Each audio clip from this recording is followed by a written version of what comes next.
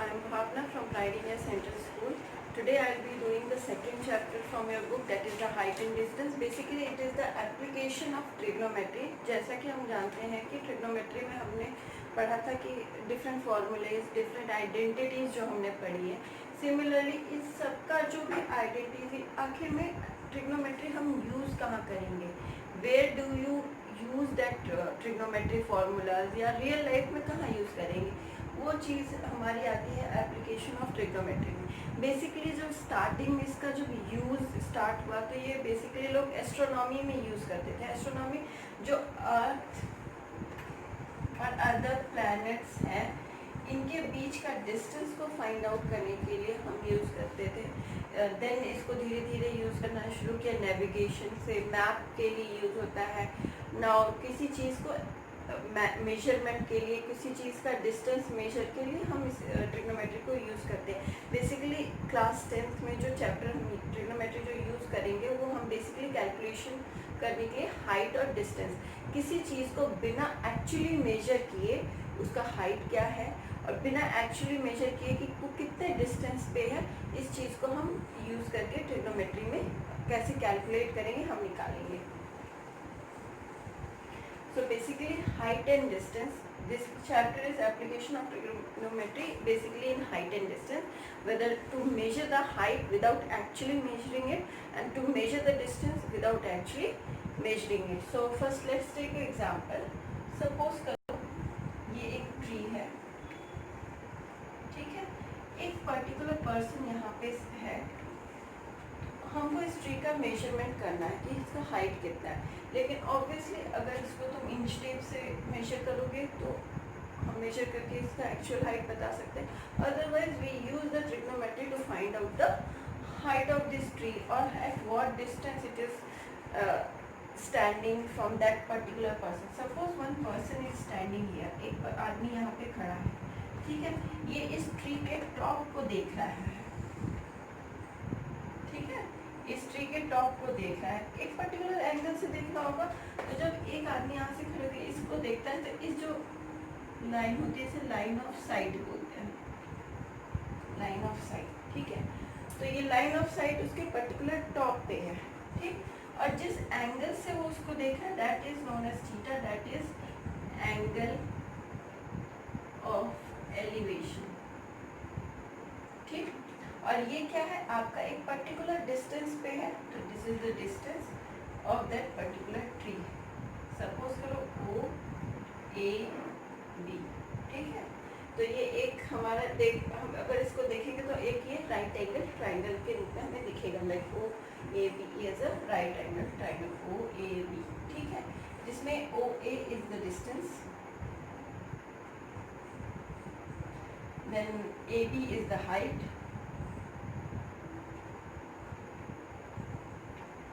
this OB is the line of sight, or in the right angle triangle you can say it is a hypotenuse, okay, and this theta is the angle of elevation, okay. So this is the case of angle of elevation. Suppose करो यहाँ पे हमने यहाँ पे कोई एक आदमी खड़ा है, ठीक, अभी हमने एक पर्टिकुलर सपोज करो ये ट्री है, यहाँ पे एक आदमी खड़ा है, ठीक. तो जब हम यहाँ पे खड़े हैं तो जो हमारा जो एंगल ऑफ एलिवेशन बनेगा हमारे आईज से बनेगा, तो ऑब्वियसली इसके आईज से ये एंगल ऑफ एलिवेशन बनेगा. तो जो आईज के पैरेलल लाइन स्ट्रेट लाइन होती है इसे बोलते हैं हॉरिजॉन्टल लाइन, हॉरिजॉन्टल लाइन. और obviously it is equal to the distance from the tree, obviously same distance होगा, ठीक. So this is the horizontal line. तो जब angle of elevation will always be there when your line of sight जो है horizontal line के above होगी, above की तरफ होगी. ये horizontal line है, angle of elevation इधर है, तो that is that angle, sorry, line of sight अगर ऐसे है तो ये एंगल ऑफ एलिवेशन कहते हैं. सिमिलरली ये केस को मैं रब कर रही हूँ एक बार.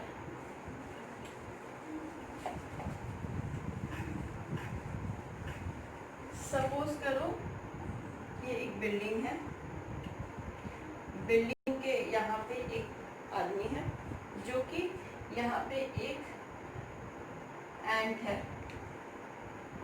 उसको देख रहा है, ठीक है, बिल्डिंग के ऊपर से अपने बालकनी से। तो यहाँ पे क्या हुआ, ये यहाँ पे इसको देख रहा है, ये साइड हो गया, ठीक। तो लेकिन हमारी आईज का स्ट्रेट कहाँ होगा, आईज हमारी स्ट्रेट यहाँ होगी।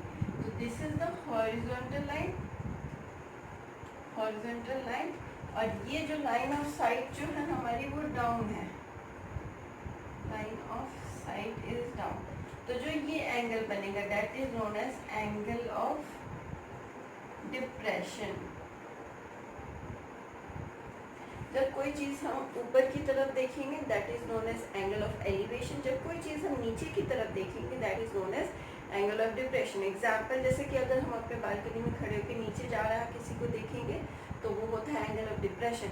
वहीं अगर हम रोड पे खड़े हैं और बालकनी में कोई खड़ा है, अगर हम उसको देखेंगे तो that is known as angle of elevation. दोनों में डिफरेंस क्लियर है कि एंगल ऑफ एलिवेशन कैसे होगा और एंगल ऑफ डिप्रेशन कैसे होगा। अगर टर्म्स में जाए तो एंगल ऑफ एलिवेशन तब होगा जब हमारा हॉरिजॉन्टल लाइन ऑफ साइट हमारे हॉरिजॉन्टल लाइन के अबव होगा, और एंगल ऑफ डिप्रेशन कब होगा जब हमारा line of site horizontal line के डाउन होगा, ठीक है। तो दोनों में डिफरेंस पता चल गया। अब लेट्स गो टू सम। जो फर्स्ट एग्जांपल हमने दिया था ट्रीज का, उसमें देखते हैं। सपोज करो ये ट्री है, ट्री का हाइट h है, ये डिस्टेंस d है, ये एंगल थीटा है, ठीक है। हमको दिया हुआ है, सपोज करो हमको फाइंड आउट करना है height of the tree. Distance हमको दिया हुआ है कि ये पर्टिकुलर डिस्टेंस से 5 मीटर की डिस्टेंस पे एक ट्री है। एंगल थीटा हमारा कितना है, एंगल थीटा सपोज करो तुम्हारा एंगल थीटा 30 डिग्री है। 30 डिग्री एंगल पे हमें उसका टॉप दिख रहा है, तो हमको बोलते हैं हाइट फाइंड आउट करने के लिए। Suppose A B C, height of the tree find out करने के लिए। तो इसमें क्या करेंगे, ऑब्वियसली थीटा है, राइट एंगल ट्रायंगल है। यहाँ हमको पहले देखना है कि हमको पूछा क्या क्या है और हमारे पास गिवन क्या है। तो हमारे पास गिवन एंगल है और डिस्टेंस है, और इस राइट एंगल ट्रायंगल के टर्म में ये क्या है हमारा बेस, और हमको पूछा है परपेंडिकुलर। और बेस और परपेंडिकुलर का रिलेशन कब आता है, obviously in terms of tan theta. तो tan theta is equal to क्या होगा, tan थीटा भी करोगे तो यह tan a लिख लो। tan a is equal to perpendicular by base, ठीक है।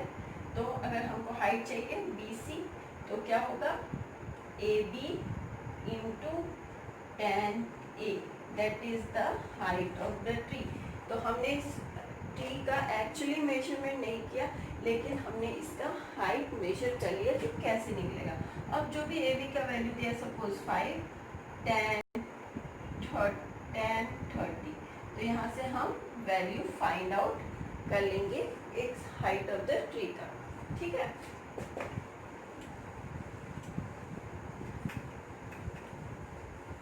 अब इससे रिलेटेड एक दो एग्जाम्पल कर लेते हैं।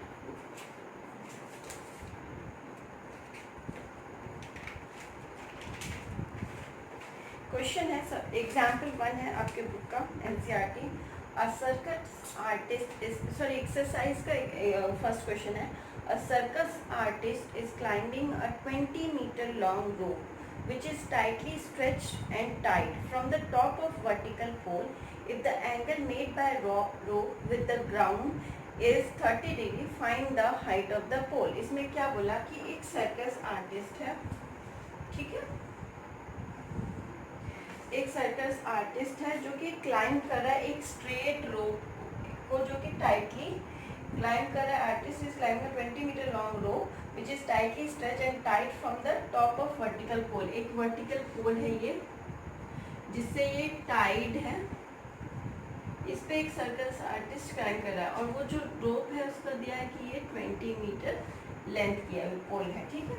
और बोला है कि जो ये जो रोप है वो 30 डिग्री से 30 डिग्री देखो लिखा है if the angle made by rope with the ground, rope जो ग्राउंड के साथ एंगल बना रहा है वो 30 डिग्री है।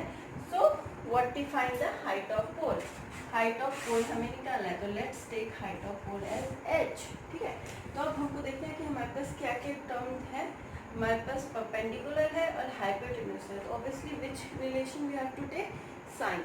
तो sine 30 degree is perpendicular that is h by hypotenuse that is 20, तो h is equal to 20 sin 30, sin 30 कितना होता है 1/2, so that is 10 meter।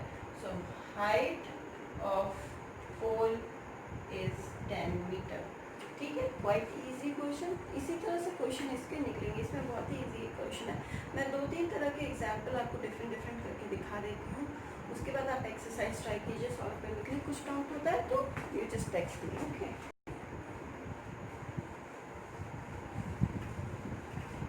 Next है सपोज एक नेक्स्ट क्वेश्चन है, एग्जाम्पल है आपके बुक का, example 2। An electrician has to repair an electric fault on a pole। ठीक है, एक इलेक्ट्रिशियन है जिसको कि एक फॉल्ट हुआ है इलेक्ट्रिक पोल पे, उसको रिपेयर करना है, ऑफ हाइट 5 मीटर। तो पहले हम क्वेश्चन के साथ समझें, एक पोल है जिसमें फॉल्ट है, जो पोल जो है वो 5 मीटर का है, एक इलेक्ट्रिशियन है जिसको कि इसे रिपेयर करना है। She need to reach a point 1.5 meter below the top of the pole to undertake repair work। इसमें बोला कि उसको पहुंचना है 1.5 meter below this pole, 1.5 meter below this pole, किस लिए, टू रिपेयर वर्क करने के लिए इस पोल के टॉप पे नहीं 1.5 मीटर डाउन पे आना है। What should be the length of the ladder? Ladder means सीढ़ी, तो सीढ़ी जो लैडर है उसका लेंथ क्या होगा,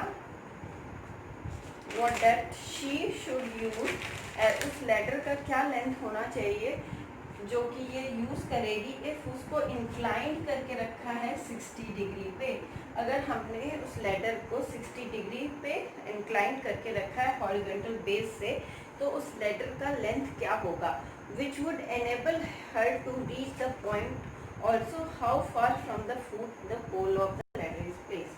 वो एक तो बोला कि इस रिपेयर वर्क करने के लिए उसको 1.5 मीटर डाउन में जाना है, तो उसके लिए उसने एक लैडर को प्लेस किया जो कि बेस से यानी कि ग्राउंड से 60 डिग्री पे रखा गया है। तो पूछा कि इस लैडर का लेंथ कितना होगा और हमें ये भी बताना है कि ये कितने दूरी पे हमारे इससे मतलब पोल से कितने दूरी पे रखा जाएगा। तो हमको इसमें 2 चीज़ें फाइंड आउट करना है। Let's denote A B C D। ठीक है, अब हमको सबसे पहले ये 5 ऑब्वियसली जो हमारा AD है वो 5 है और CD है वो 1.5 है, तो हमारा AC कितना होगा, और 5 माइनस 1.5 दैट इज 3.5 मीटर। ये कितना हो जाएगा 3.5। ठीक है, पॉइंट ओके, इतना इजी।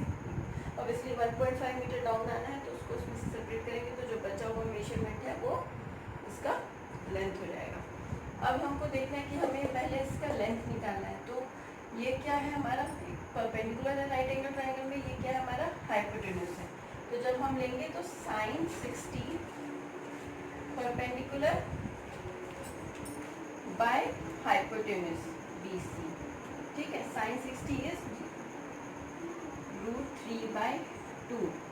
AC कितना है हमारा 3.5, BC लेंथ हमें निकालना है, तो L is equal to 3.5 into 2/√3।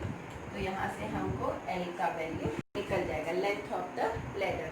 Similarly अगर हमको डिस्टेंस निकालना है कि कितने फार डिस्टेंस है, तो हमारा कौन सा टर्म यूज हो रहा है, एक तो ये आपका परपेंडिकुलर और बेस। परपेंडिकुलर और बेस का क्या रिलेशन है तुम्हारा, tan का, तो यहाँ क्या यूज करेंगे, tan 60 degree is equal to perpendicular that is 3.5 by base यानी कि तुम्हारा डिस्टेंस, तो distance is equal to 3.5 by 1060। Values put करके हमको यहाँ पे डिस्टेंस भी निकल जाएगा। तो इस तरह से हम लेंथ और डिस्टेंस दोनों इस क्वेश्चन में निकाल लेंगे कि वो लेटर कितने दूरी पे है और कितना लंबा है। ठीक है,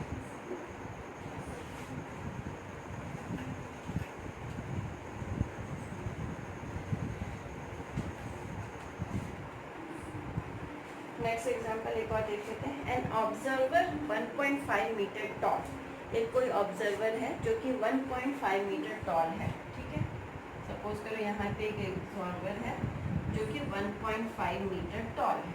ठीक, is 28.5 metre away from a tree. वो 25 मीटर अवे है एक ट्री से, सपोज करो 28.5 मीटर अवे है एक ट्री से। And the angle of elevation of the top of the tree from her eye is 45 degree. उसके आई से जो टॉप ऑफ ट्री है, सपोज करो ये ट्री है, इसके टॉप ऑफ ट्री पे जो इसका। Good morning friends, I am Bhavana from Pride India Central School. This is my second video of height and distance. Previously we had discussed some questions on height and distance.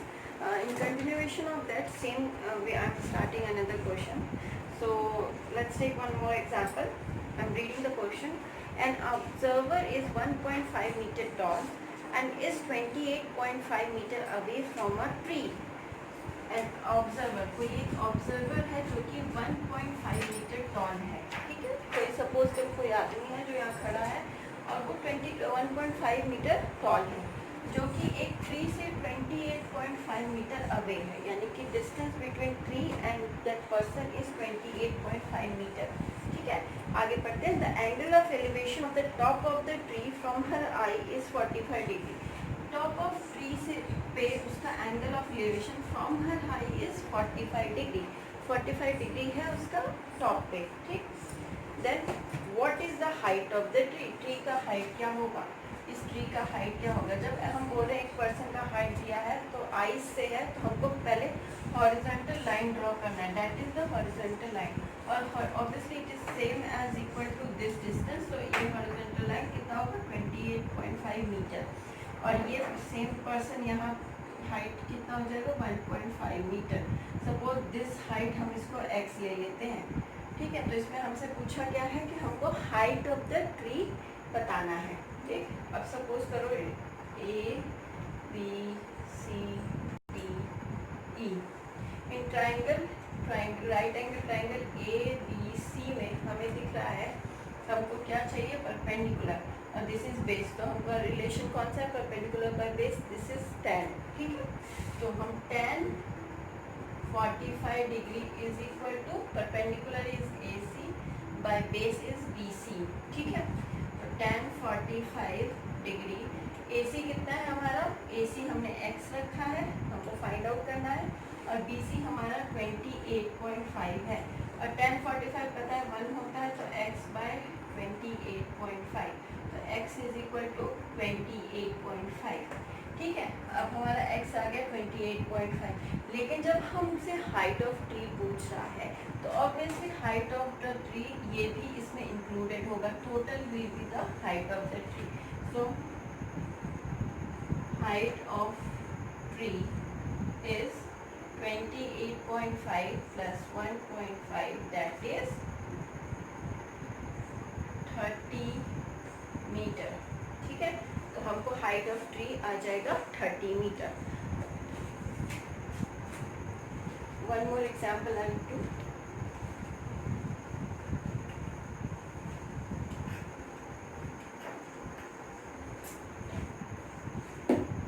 देखो इस height and distance में basically important क्या है, first आपका जो diagram है, जो question को पढ़ के आपको इसको यहाँ डिपिक्ट करना है, वो आपका करेक्ट होना चाहिए। जब डायग्राम आपका करेक्ट बन जाएगा you can easily see the solution.